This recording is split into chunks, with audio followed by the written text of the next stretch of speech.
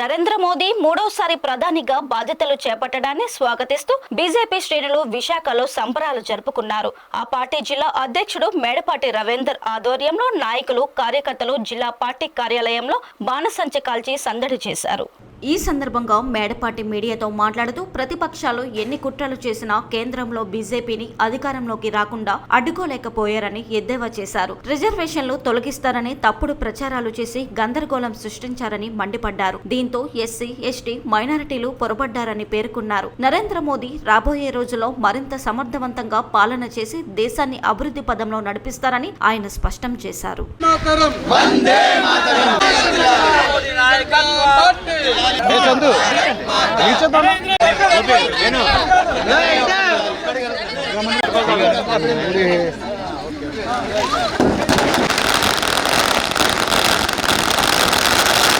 స్వతంత్ర చరిత్రలో 3 సార్లు ప్రజలచే ఎన్నుకోబడి ప్రధానమంత్రి అయింది ఓన్లీ ఒక నరేంద్ర మోదీ గారే.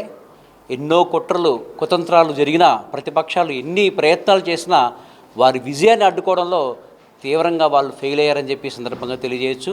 కాబట్టి గత 10 సంవత్సరాల్లో ఎంత అద్భుతంగా పరిపాలించారో అంతకు మించి ఈ రాబోయే 5 సంవత్సరాల వారు పనితీరు ఉంటుందని ఆశాభావం వ్యక్తం చేస్తూ ఈరోజు మేమందరం కూడా సెలబ్రేషన్స్ సిద్ధమవుతున్నాం. రిజర్వేషన్ సిస్టమ్కి వాళ్ళు ముడిపెట్టడం జరిగింది.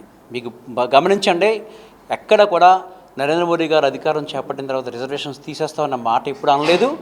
పైగా కొనసాగిస్తామని చెప్తా ఉన్నారు.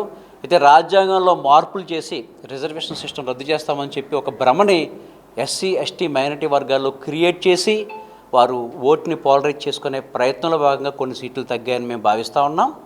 కానీ ఇది వారి తాలూకా సక్సెస్ అని మాత్రం మేము భావించాం. కొన్ని సీట్లు తగ్గిన అధికారం మాదే, అది కూడా సంపూర్ణమైన మెజారిటీతో 293 సీట్లు మేము కైవసం చేసుకొని ఈరోజు ప్రధానమంత్రి నరేంద్ర మోదీ గారిని చూడబోతున్నాం.